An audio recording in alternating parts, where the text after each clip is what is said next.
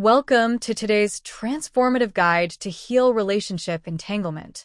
Whether you're navigating recurring conflict or simply seeking to strengthen a meaningful relationship, this session is here to empower you with one of the most underutilized tools in emotional healing: accountability. Accountability is one of the highest levels of emotional maturity. It activates the frontal lobe of the brain, the area responsible for emotional reasoning, future thinking, and ethical decision-making. Compassion, accountability, and perspective in healing relationships. Oftentimes, the stories we tell ourselves about why others behave the way they do don't always align with the actual facts. We tend to judge or resist what we don't understand, especially when fear, hurt, or emotional pain is involved. Yet beneath every behavior, no matter how difficult or hurtful, there is always an explanation. When we step outside of our own limited perspective and genuinely attempt to see the situation from another person's point of view, we often gain new and unexpected insight. What once seemed confusing or infuriating can begin to make more sense. Recognizing the pain, patterns, or dysfunctional conditioning that shaped another person's choices allows us to soften our view, even if we don't condone their behavior. This awareness becomes a gateway to empathy and emotional release. Empathy through understanding. When we understand that others are often operating from unconscious beliefs, unmet needs, and inherited emotional wounds, we begin to connect the dots with greater emotional intelligence. We may never fully agree with or accept someone's choices, but we can begin to understand what shaped them. That alone can shift judgment into empathy. This is especially powerful when applied to parents, caretakers, or family members. Most parents do the best they can with what they know, based on their own upbringing and limitations. If they never learned how to regulate emotions, give healthy love, or communicate needs, they cannot model what they do not possess. We cannot give what we have not developed. We operate from the level of our awareness. And when we elevate our awareness, we also elevate how we respond. The panacea model: apply compassion to those who hurt us. When applying the panacea model to a person in your life, such as a parent, partner, or someone who wronged you, remember, every person has a backstory. Their challenges shape their beliefs and behaviors. Many individuals unconsciously repeat patterns from their childhood. Compassion does not mean condoning harmful behavior. It means seeking to understand the pain beneath it. This is true not just for others, but for yourself. Self-compassion, a mirror for healing. Just as others have inherited limiting beliefs or dysfunctional behaviors, so have we. And just as we extend compassion outward, we must also extend it inward. When we release judgment toward ourselves and reflect on how our environment shaped our reactions or coping mechanisms, we create space for forgiveness and inner healing. If you want to be heard, learn to listen deeply. If you're struggling to feel seen, heard, or understood in your relationships, try becoming the solution, starting with the LOV model discussed in the introductory course. L. Lend an ear. Listen with presence and intention. Listen not just to respond, but to truly hear what the other person is saying and what they're not saying. O. Observe with empathy. Understand that people filter the world through their own needs, beliefs, and experiences. V. Validate others' experiences.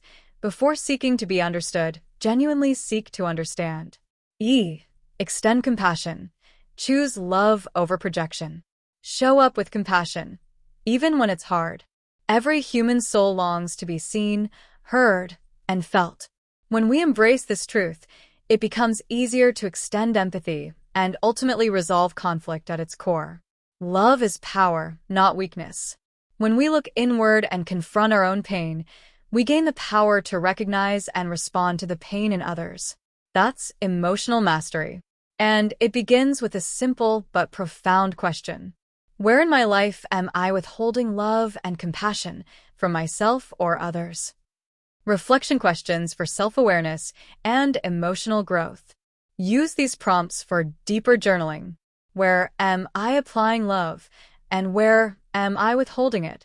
Am I withholding love from myself, my partner, a parent, a colleague? How can I show love or compassion more intentionally this week? Who do I want to become in this situation? What storms am I walking through, and what are they teaching me? What specific area of my life feels out of alignment right now? Why? What part of me is asking to be healed? Healing generational patterns. When healing relationships with parents or caretakers, remember, many people try to give their children more than they had themselves. In doing so, they may overcompensate or fall short based on what they lacked. Most unresolved trauma is passed down not by intent, but by repetition. If we don't heal it, we transfer it. The most powerful thing we can do for future generations is to break the cycle by doing the healing work ourselves. This interrupts the vertical transfer of inherited beliefs, emotional wounding, and unexamined pain. A powerful practice for releasing resentment. Exercise. The 2-column release. In the first column, write down the raw truth, what you feel toward a person who hurt you, the resentment, anger, betrayal, abandonment, etc. In the second column, write what that experience taught you, the strengths you developed, the awareness you gained, or the values you now hold because of it. This practice helps you alchemize pain into perspective and opens a door to forgiveness, even when reconciliation isn't possible. Emotional mastery begins with ownership. When we stop projecting and start reflecting, we reclaim our power. Compassion is not a weakness. It is a strength born of clarity, courage, and conscious choice. Such inner work plants the seeds of perseverance and empowers you to reclaim your own authority, mentally, emotionally, and spiritually. This process isn't about arming yourself with mental defenses or suiting up for battle. In fact, it's quite the opposite. True inner strength often arises from embracing qualities that are traditionally seen as feminine: compassion, receptivity, intuitive insight, and nurturance. These traits don't weaken us, they balance us. When paired with self-awareness and healthy boundaries, they foster emotional resilience and psychological integration. This creates a bilateral power structure, one that is both inwardly grounded and outwardly effective. It's a true win-win. When you heal, you stop holding others hostage. When we commit to inner healing, we cease to unconsciously hold others emotionally hostage in a battle for control. Instead of playing out old power struggles, we recognize a deeper truth. Those we clash with may also be disconnected from their own power, internally conflicted, struggling, or stuck in survival patterns learned long ago. By gaining perceptiveness rather than dominance, we step out of the illusion that power must be taken, won, or defended. We no longer need to prove ourselves or feel disempowered by others' actions. We simply see things more clearly and compassionately, understanding the root of power struggles. Many of our power entanglements have roots in childhood. They often stem from a deep need for emotional safety or the experience of feeling unseen, unheard, or invalidated. In that young, vulnerable state, we may have learned to either relinquish our power or fight for control. These patterns can continue into adulthood as unconscious responses to authority, relationship dynamics, or emotional triggers. When you observe someone acting from a place of dominance, manipulation, or avoidance, try to envision them as their younger self, still reaching for emotional security in the only way they know how. This mental reframe isn't about excusing poor behavior, but about understanding its origin and choosing not to get entangled. The misuse of authority and the surrender of self. This is where many issues surrounding authority, its misuse, overreach, or abdication are born. Whether it's the parent who imposed control, the teacher who shamed, or the partner who manipulated, we may internalize early experiences of power as either something to fear or something we must surrender to. But healing invites us to reclaim personal sovereignty without domination. It invites us to lead ourselves with self-awareness and to recognize when we are unconsciously reacting to past dynamics rather than responding to the present. Mental bravery. Rewriting the power paradigm. Mental bravery isn't about resisting vulnerability, it's about owning it. It's about developing the maturity to hold both strength and softness, accountability and compassion. When you release the illusion that power must come from outside yourself, you begin to embody a new paradigm, one rooted in balance, truth, and emotional liberation. This is the work of conscious healing. And it's how we stop the cycles of fear, control, and generational disempowerment by breaking them within ourselves first. When we withdraw our love or act out with negative behaviors toward others, it's often a reflection of distorted and misdirected love, because deep down, we feel empty or deprived of love ourselves. Imagine you're lying outside by a pool on the most perfect day. The warmth of the sun and the soft, welcoming breeze lull you into a deeply restful nap. You're completely at peace, until someone in the pool starts making obnoxious noise, splashing you repeatedly, and disturbing your serene moment. The splashing gets louder, more disruptive, and your frustration builds.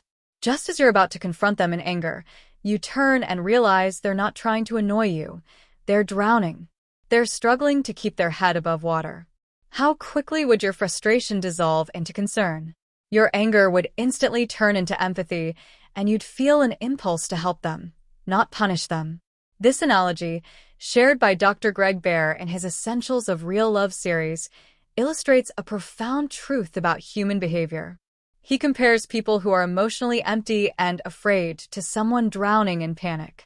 A drowning person isn't trying to hurt others. They're just trying to survive. In their desperation, they might grab onto anything or anyone around them, even if it causes harm. They're not calculating or malicious. They're simply in survival mode, unable to fully register the impact of their actions. This doesn't excuse poor behavior, but it helps explain it. And when we view our own missteps or the behavior of others through this lens, we create space for compassion. We stop seeing ourselves as broken or others as enemies. We start seeing the pain underneath the panic. We can begin to forgive ourselves and others, not because what happened was okay, but because we finally understand why it happened. This shift in perspective can soften our hearts and open the door to healing. It reminds us that, more often than not, everyone is just doing their best to keep their head above water. We each have a responsibility to hold ourselves accountable, not just for our actions, but for our beliefs, especially the limiting ones that quietly shape our lives and influence what we say to ourselves and others, particularly to young, impressionable minds. Many of these limiting beliefs are recycled, irrational ideas passed down through generations, or absorbed from our environment without question. Over time, they become some of the greatest threats to our personal growth and success. That's why it's essential to re-examine and challenge them. Once you've reflected on your own beliefs and the life experiences that shaped them, ask yourself, would I trade this experience for what I've learned from it? Would I wish it away entirely?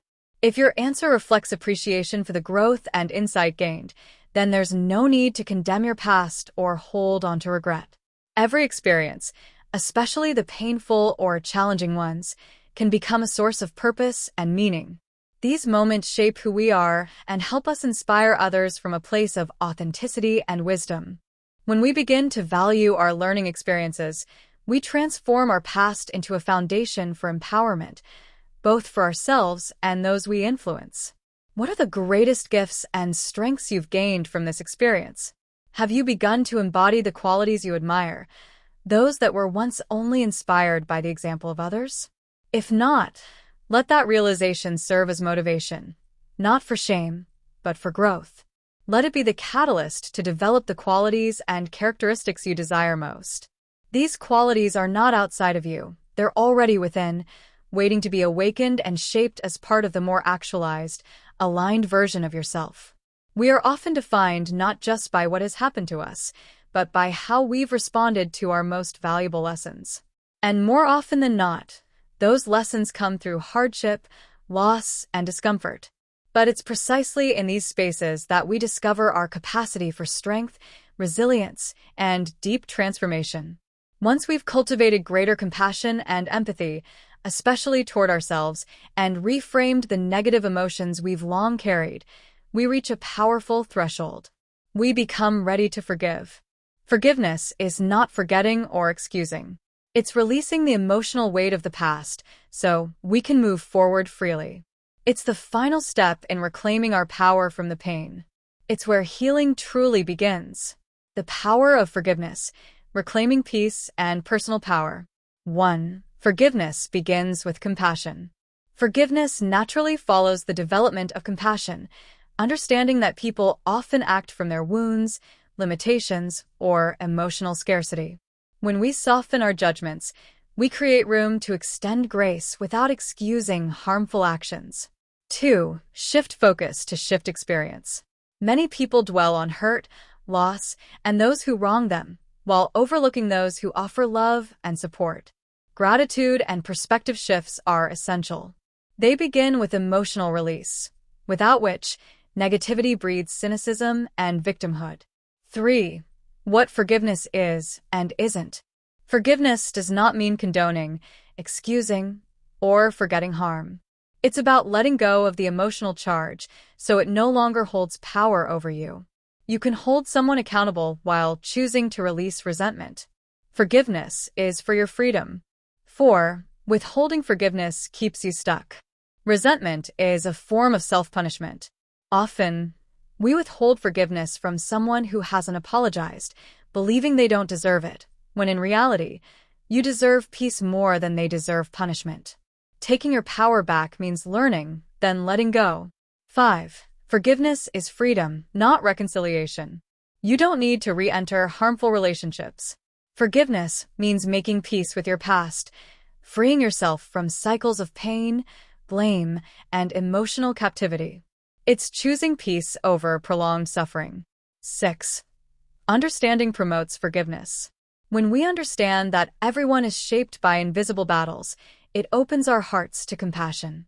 We may never fully understand another's story, but empathy allows us to see them and ourselves as human and fallible. 7. Forgiving yourself is essential. Self-forgiveness is often harder than forgiving others. We hold ourselves to impossible standards, dwell on mistakes, and trap ourselves in guilt. But mistakes are part of learning. Forgiveness requires owning your actions, making amends, and choosing to grow. It's how wisdom is born. 8. Emotional energy is magnetic. Unforgiven emotions like guilt, anger, or shame act like emotional boomerangs. They return amplified. Instead, focus on intentionally sending out love and compassion, especially to the areas of your life that feel blocked. That's where the healing begins. 9. Lead by example. If you want understanding, offer it. If you want to be seen, see others. Train others by how you treat yourself and them. Be the example of what you seek. 10. Love is the root of all healing. Love is your power. It is the force behind forgiveness, healing, growth, and creation. Wherever you're struggling to forgive others, you're likely struggling to forgive yourself. Shift from blame to love, and you'll change your life from the inside out. Reflection prompts. Forgiveness exercise. What am I still holding resentment toward? Why? Do I believe someone doesn't deserve my forgiveness? In not forgiving, how am I giving away my power? What part did I play, and what can I forgive myself for, even without an apology from the other person? What's one step I can take to release guilt or make amends? Self-forgiveness and growth. Where do I still feel I've failed or fallen short? What mistake has become a turning point or taught me something valuable? In what areas have I been too hard on myself? How can I make different choices now with greater wisdom? What have I learned that I'm grateful for? Reclaiming your power with love. Make a list of the areas you love in your life. Make a list of areas where you feel unloved or blocked. Can you find ways to add love to the blocked areas? What's the emotional difference in how you treat each? What beliefs or actions can you shift in response? Start by acknowledging your part, even if it was unintentional. Recognizing your role in any dynamic, especially conflict, is an act of personal power. It's not about blame or shame. It's about growth. Shame, pride, or fear may have previously prevented you from seeing your part clearly. But when you choose accountability, you create space for healing and resolution. Ask yourself, what was I unaware of at the time? What patterns or assumptions may have influenced my actions or inactions? What have I learned that I didn't know then? Taking ownership of your contribution, even if it's minimal, signals a shift into emotional maturity. You're no longer waiting for others to change. You're creating change from within. Accountability is not about being right. It's about being real, with yourself and with others. When you do this, you reclaim your emotional power. Step 2. Employ compassion and understanding. Empathy is a hallmark of high emotional intelligence. It activates the medial prefrontal cortex, which helps us understand the emotional experiences of others and build social connection. Empathy connects us to all intelligent life and works in tandem with the heart and mind's third eye's intuitive capacities. Blame, whether toward yourself or others, keeps you stuck in cycles of pain.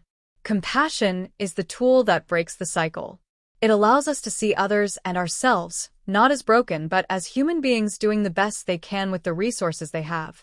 Most people's reactions are a result of their past conditioning, unmet needs, or unresolved pain. Understanding this helps to release resentment and foster empathy. Try this. When you feel triggered, take a moment and ask, what might this person be struggling with? Or what part of me is hurting right now that needs my attention? Remember, compassion doesn't excuse harmful behavior. It helps you respond with clarity instead of reactivity. The more understanding you offer, the more peace you cultivate within yourself. Step 3. Evaluate growth and gain gratitude. You've been through challenges, some visible, others silent. And through each one, you've gained strength, insight, and resilience. Now is the time to recognize and honor that growth. Reflect weekly by asking, how have I improved in my communication or emotional awareness? What boundaries have I learned to honor? What lessons have I gained that I am genuinely thankful for? This isn't about toxic positivity. It's about choosing to see the value in your process. Gratitude helps rewire your focus from what's lacking to what's unfolding. Gratitude doesn't mean you're ignoring the hard parts. It means you're choosing to grow from them. When you begin to see your own progress, you naturally increase your sense of self-worth and confidence in handling future challenges. Step 7. Alchemize your experience. True transformation means turning pain into purpose. This is the alchemy of personal growth, using your challenges as the fuel for your evolution. Reframing is a powerful technique here. Instead of asking, why did this happen to me? Ask, what is this trying to teach me? Or what part of me is being called to expand? Imagine your ideal version of this relationship. How do you communicate? How do you handle conflict? What energy do you bring into the space?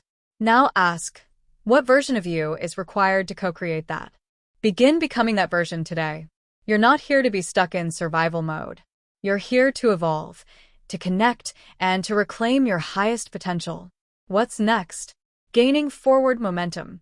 Each time you reframe an experience with these steps, you release the heavy weight of shame and shift into a healthier, more empowered self-image. If you're struggling with limiting beliefs or negative programming, support is available. You don't have to do this alone. Our internationally accredited courses are designed to help individuals, couples, and professionals break free from inherited patterns, often within just 4 to 6 weeks. And if you're ready to take your transformation further, we offer training programs where you can become a certified holistic therapist or coach, helping others while deepening your own growth. Pain is inevitable, but you choose whether it's pain from avoiding growth or growing through pain. Everything you've experienced holds a lesson that shapes your strengths and gifts. Your backstory can either limit you or become the foundation of your transformation. What others seek your help with reveals your natural strengths. Cherish and develop those. Continue the journey. Visit www.holisticseahold online to explore our full range of healing resources. You'll find courses for individuals and couples, certification paths for aspiring coaches and therapists, self-help books and audiobooks, podcast episodes to support daily transformation.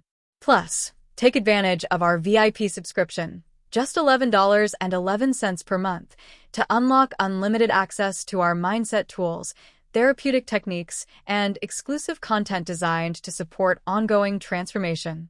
Thank you for joining us on this journey. Healing conflict begins with a shift in perspective, and every small change creates a ripple effect that can transform your life. If this message resonated with you, we encourage you to like, share, and subscribe. Your support helps us grow and continue creating content that changes lives. You are not your mistakes. You are your capacity to grow from them. Healing is not about becoming someone new. It's about remembering who you were before the pain and rising into that truth. Visit us anytime at www.holisticschool.online. Until next time, stay grounded, growing, and keep transforming.